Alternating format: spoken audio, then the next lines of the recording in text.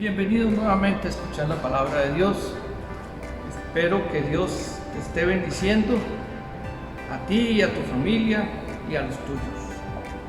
Gracias por estar acá. Y hoy vamos a tocar un tema muy importante que se ha venido a la luz en todos estos días. Y yo quiero poner mi granito de arena con respecto al tema que tiene que ver con la segunda venida de Cristo. Vamos a orar. Padre, queremos que tú nos estés guiando a través de tu Espíritu Santo para comprender tu palabra, que ella nos enseñe, Señor, y nos haga saber tu voluntad y nos muestre, Señor, aquello que tú quieres mostrarnos para tener una base firme sobre ella. Bendice la vida de cada uno de aquellos que están escuchando, en el nombre poderoso de Jesucristo. Amén.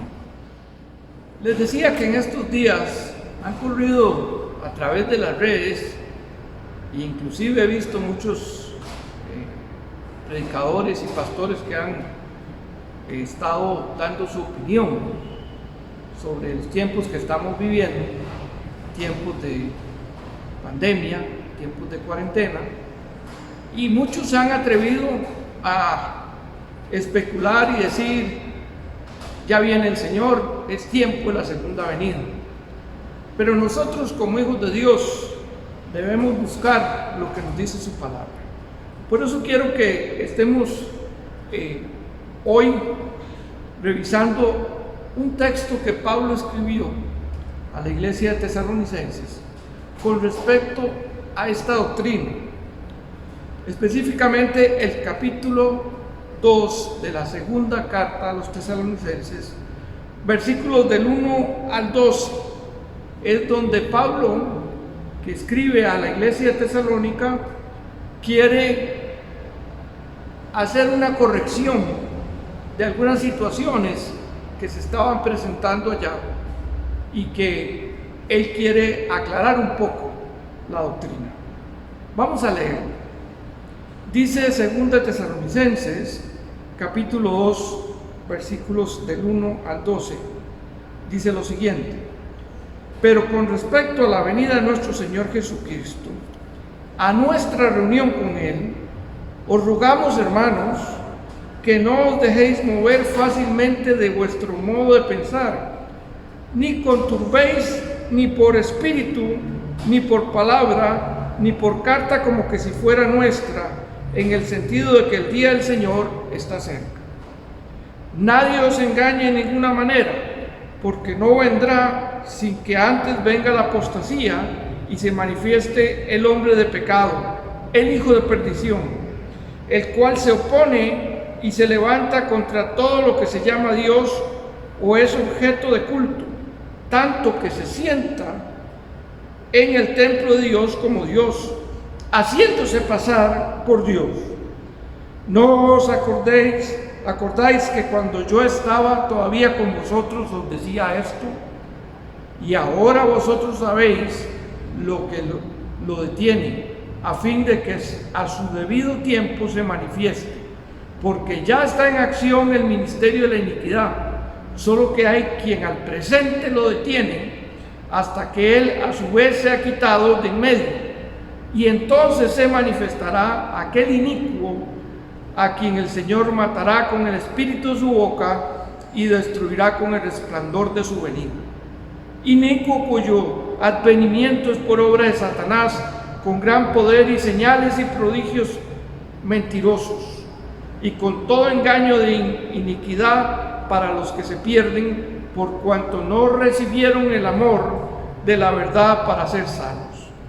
Por esto Dios les envía un poder engañoso para que crean la mentira, a fin de que sean condenados todos los que no creyeron a la verdad, sino que se complacieron en la injusticia. El Señor añada bendición a su palabra. Empezaré diciendo que en el texto Pablo menciona que él ya había dejado una enseñanza a la iglesia de Tesalónica con respecto a la segunda venida de Cristo. Sin embargo, parece que en los tiempos en que estaban viviendo la iglesia cristiana de Tesalónica eran tiempos angustiosos, tiempos de persecución, y había bastantes situaciones difíciles. Entonces había una corriente de malas enseñanzas que estaba llegando a la iglesia a través de diferentes formas. Pablo menciona aquí 3 formas erradas. En el versículo 2 va a decir que no nos dejemos mover fácilmente de nuestro modo de pensar.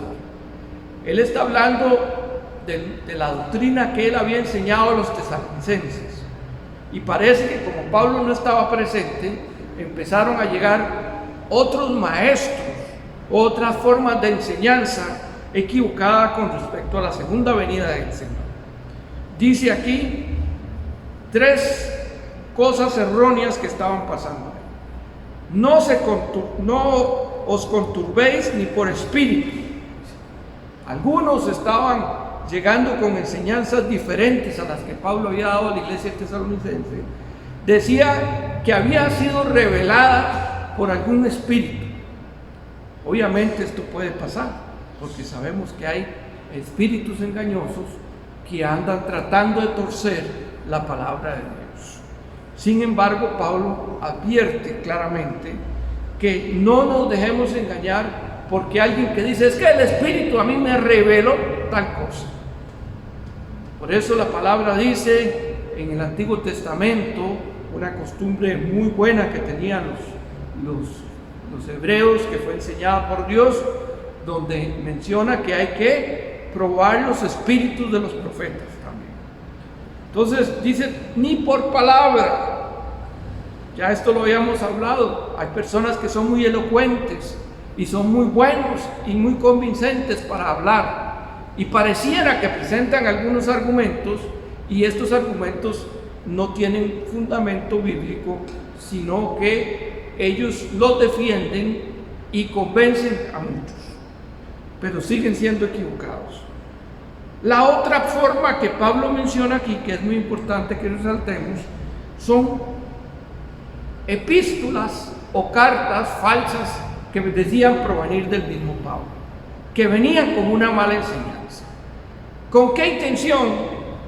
Probablemente el trasfondo de todo esto tiene que ver con la intención que tiene el enemigo de destruir la misma palabra de Dios. Entonces Pablo hace esa advertencia, diciéndole que no nos dejemos engañar ni por una carta que pareciera que viene de él. Y sí menciona algo que es muy importante aquí al final de este versículo 2. Dice, el día del Señor está cerca. O sea, eso es algo que tenemos que aceptar. Nosotros como hijos de Dios tenemos que estar viviendo en la constante espera de cuándo será el momento que el Señor venga. Pero por supuesto que Pablo dice, el día del Señor está cerca, pero va a dar 3 cosas que tienen que suceder antes de que se dé esta venida del Señor. Primero vuelve en el versículo 3, Pablo vuelve a enfatizar que nadie nos engañe de ninguna manera. Y dice la primera cosa, porque primero dice, el Señor no vendrá sin que antes venga la apostasía. Ojo con esta palabra, la apostasía. La palabra apostasía significa echarse para atrás o retractarse del camino. Es decir, tendrá que venir una gran apostasía, tiempos en que las iglesias estarán vacías, no por cuarentena, sino por situación de que las personas se echarán para atrás de la fe y dejarán de creer en las cosas del Señor. Eso es lo que Pablo está mencionando aquí, la gran apostasía que será antes de la venida del Señor. Muchos que se hicieron llamar cristianos, que están en nuestras filas, se echarán para atrás y dejarán de seguir el camino de Dios. Nadie nos engaña. Echarse para atrás, la apostasía tiene que venir, es decir, tiene que salir de la misma iglesia. No es algo que viene de afuera, sino que la misma gente de la iglesia empezará a abandonar las filas del Señor. Esto es lo que Pablo menciona como la gran apostasía. El segundo acontecimiento es, una vez que haya pasado que pasa la gran apostasía, se manifiesta el hombre de pecado, el hijo de perdición. Podemos decirlo sin temor a equivocarnos, engendro de Satanás. Dice, ¿cuáles son las características? En el versículo 4 dice, se opone y se levanta contra todo lo que se llama Dios o es objeto de culto. Tanto así que se sienta en el templo de Dios como Dios. Ojo aquí, algo muy importante, haciéndose pasar por Dios. Hombre de pecado, que más adelante Pablo va a llamar el inicuo, este engendro de Satanás, conocido también como el anticristo o el 666, etc. Una de las características es que él va a oponerse a todo lo que signifique adorar a Dios o sea objeto de culto, excepto a sí mismo. Y un factor muy importante que menciona aquí y que habla es que tanto que se sienta en el templo de Dios como Dios. Aquí tenemos otro indicador muy importante. Para que este personaje se siente en el templo, tiene que existir ese templo. Y obviamente la referencia que se está haciendo aquí es al templo de Jerusalén, que actualmente no existe, pero que en algún momento, según lo que revelan las Escrituras, volverá a ser construido. Y se volverá a instaurar el rito judío de adoración en el templo de Israel. Pero cuando este personaje entre en historia, este personaje se opondrá a todo lo que sea adoración a Dios y pondrá su trono en el lugar donde se adora al Señor, es decir, en el templo en Jerusalén, cosa que todavía no está construida. Hay ideas de los hebreos y hay negociaciones, y por eso es que algunos señalan en el estudio de la profecía que el anticristo o este hombre inicuo se le podrá conocer porque es el que vendrá con palabrerías y con diplomacia y con otras artimañas a lograr firmar un tratado de paz entre Israel y todos sus enemigos, y obviamente permitirá que se construya el templo antes de manifestarse como este engendro de Satanás. Así que esto es lo que Daniel en el capítulo 11, versículo 36, llamó la abominación desoladora. Y Pablo vuelve a mencionarlo a los tesalonicenses. ¿O no os acordáis que cuando yo estaba con vosotros os decía esto? Es decir, Pablo había tenido un tiempo de instrucción en esta doctrina hacia los tesalonicenses. Y por alguna razón, tal vez por ser muchos nuevos creyentes en la iglesia de Tesalónica, muchos creyentes inmaduros estaban siendo desviados por vientos raros de doctrina. Se estaban alejando de lo que Pablo había enseñado. Por eso Pablo les vuelve a recalcar en el versículo 5 diciendo: ¿no se acuerdan que ya yo les había contado cómo iba a pasar esto? Así que Pablo está haciendo un recordatorio. Acuérdense lo que yo les enseñé. No puede ser que una carta venga de Pablo y venga contradiciendo la enseñanza que ya Pablo había dejado en la iglesia. Esto sería muy raro. Y de hecho no se daría, sobre todo cuando se trata de una doctrina tan importante como es la doctrina de la segunda venida de Cristo. El otro acontecimiento, tenemos el primero, la apostasía; el segundo, la manifestación del hombre en pecado; y el otro acontecimiento, Pablo lo va a empezar a mencionar en el versículo 6, cuando dice que nosotros sabemos lo que detiene la manifestación de este hombre inicuo. Dice, y que a fin de que a su debido tiempo se manifieste. Dios tiene control de todas las situaciones de tiempo. Ahora, si lo menciona Pablo en el versículo 7, ya está en acción el ministerio de iniquidad, solo que hay al presente quien lo detiene hasta que él a su vez sea quitado de en medio de nosotros.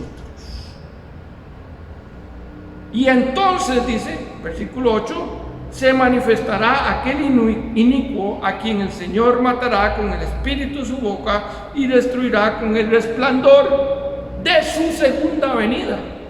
Hasta este momento es que vendrá el Señor en su segunda venida.